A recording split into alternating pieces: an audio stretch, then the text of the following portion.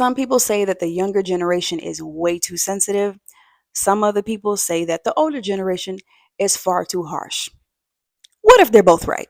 Tacticians, welcome and welcome back to my channel. My name is Tatiana. I am your go-to conflict resolution coach and your certified mental health first aid instructor.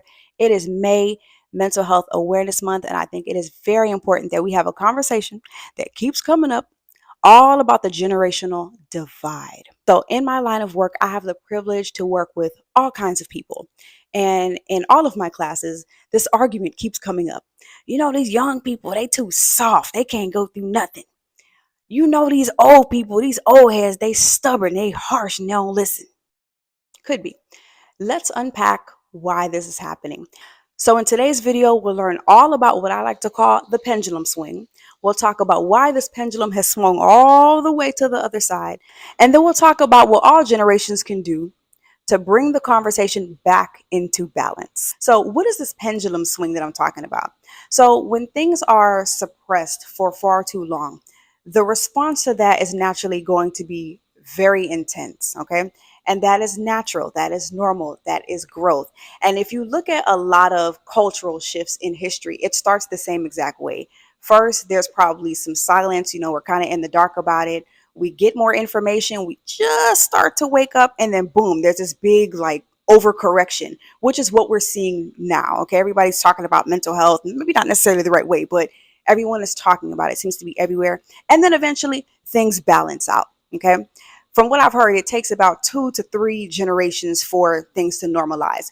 We just started having mental health conversations. So we're going to have to demonstrate and practice patience. Okay. So, how did we get to the place where the pendulum has swung so far to the other side? Well, for generations and generations, mental health was very, very taboo to talk about. And when it finally did come up, somebody finally did talk about their emotions, we slapped these very quick blanket statements on them. Well, you're not praying hard enough. You need to pray about it. Or, toughen up, suck it up. You're a man. Da, da, da. All these different things, right? And because we didn't talk about it for so long, that pain built up and then got passed down to different generations. Now, choosing not to talk about it doesn't make the pain go anywhere. We might not be able to see it, but it is still very much so active and affecting us in our lives. Now, the pendulum has swung to the other extreme. Young people freely talk about their emotions with no issues. They are going to therapy, they support one another. And I really love the awareness that they have.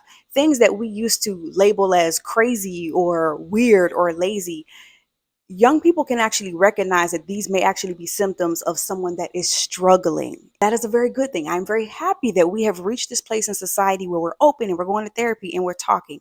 But with that openness has also left us some challenges.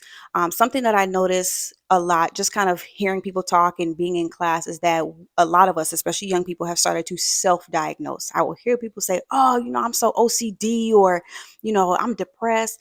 And it's like, ma'am, sir, how you know that? I know you self-aware, but how you know? Did you get diagnosed by a doctor with a license? You probably did not. Okay. So it is important that we don't do that, because it's the professionals that is going to be able to help us with a recovery plan. It's not fair for us to just walk around talking about we depressed, we got OCD. These are real challenges that people deal with. Speaking of challenge, another thing that I'm noticing with this openness is that we overuse clinical terms, or we use it the improper way. Prime example, I was in a class and we were doing an activity a few weeks ago, and this one of my students was like, "Yeah, that boy got the tism."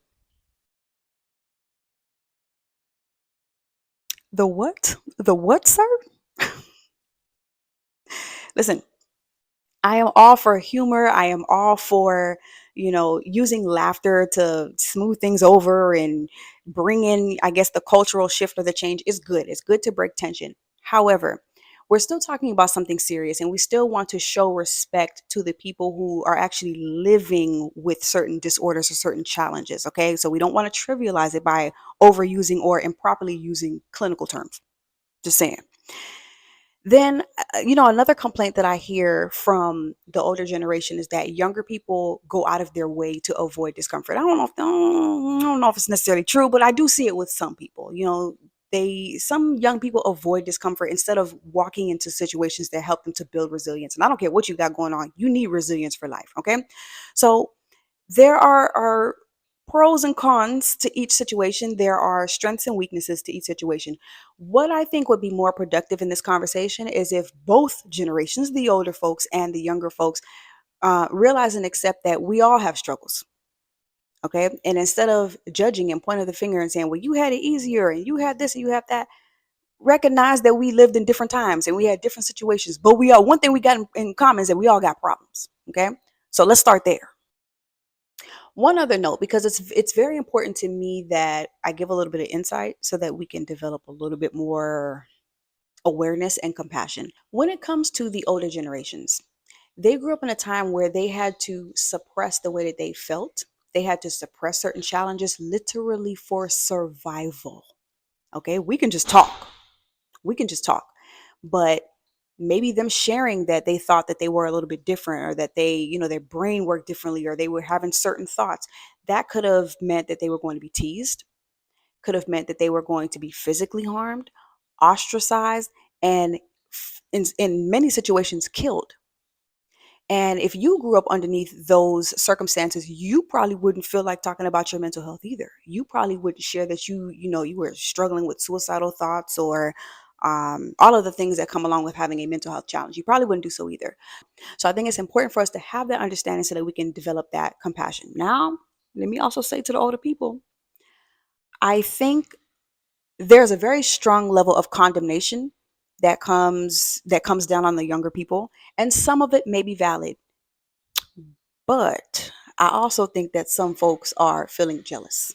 I think that you are feeling jealous and you are feeling pained because you're watching a generation of people that can openly say, I'm sad, I'm hurt, this is bothering me. And if you did that, you would have got slapped across the room.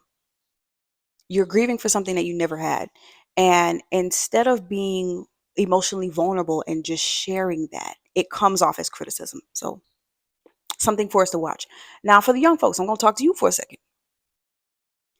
We had the privilege to grow up with so much access, so much support, not just in our homes, but from society in general. It's normal these days to go to therapy. Okay. In fact, it takes now like 2 to 3 months on average to find a therapist because the system is bogged down with the amount of people that are actually running to therapy, which is good. So we grew up with a certain level of access that the older generations did not have. This openness that we now have did not come for free. It comes with a deep emotional pain because we are the products of the people who had to shut down their emotions, who didn't get the opportunity to actually process grief, sadness, anger, betrayal, all of those different things. We are the products of that.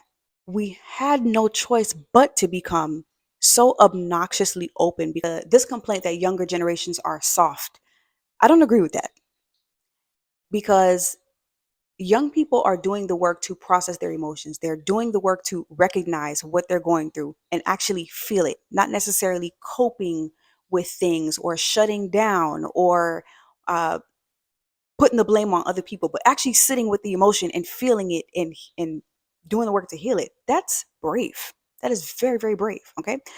What I want us to recognize in all of this, what I think will be more productive in our mental health conversations, is if both parties recognize that we have lived in different times, things have changed, but the one thing we have in common is that everybody has faced challenges. Everybody is struggling with something, and we need to have respect for everyone's struggle. What is balance going to look like? It's not going to stay like this forever. We will get to a point where we recognize the difference between discomfort and disorder. We will get to a point where we really utilize mental health tools, support groups and therapy. And I'm talking about across the generations. We'll get to a space where we are mental health literate and we are not over relying on labels or using jokes to talk about very serious mental health challenges. And what I'm most excited about is to see that emotional openness on both sides of the spectrum. Older folks, the younger folks, and definitely people taking more personal responsibility for their actions and for the way that they feel. We'll get there. So, how do we move forward? How do we get to that balance? Well, a couple of tips.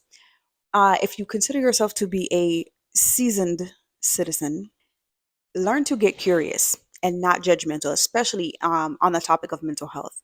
Instead of labeling people as lazy or weak or privileged, ask questions. Why do you feel like this?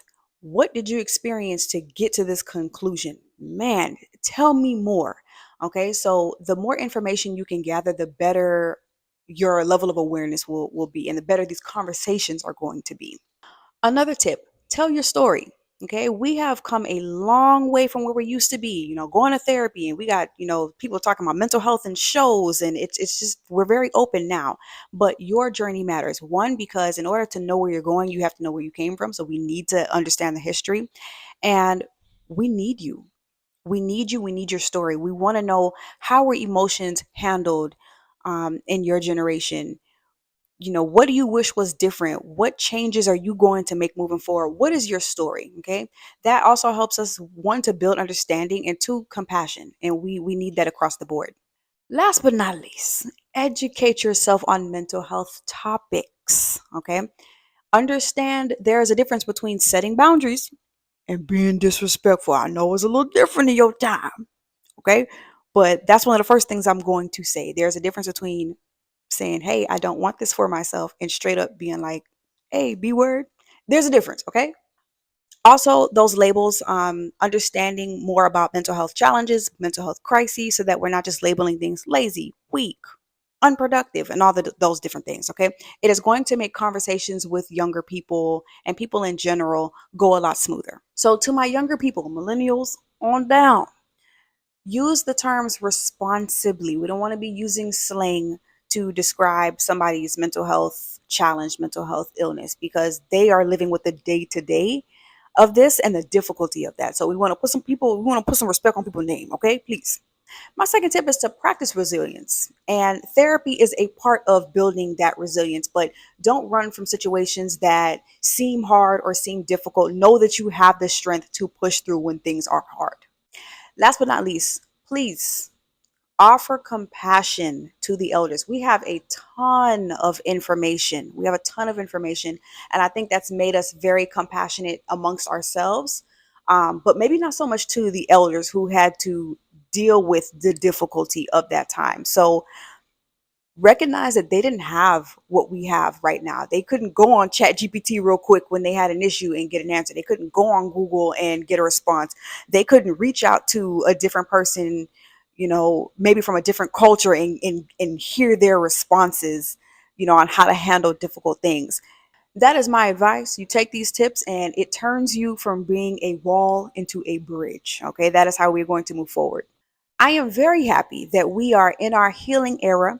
Please know that the pendulum swing will go from over here, and we will balance out and get right back into balance, generation by generation. Remember to be kind and remember to be compassionate as we take our time, all of us, to unlearn and to heal all those generations of emotional suppression. If this video resonated with you, please feel free to share it with somebody from a different generation.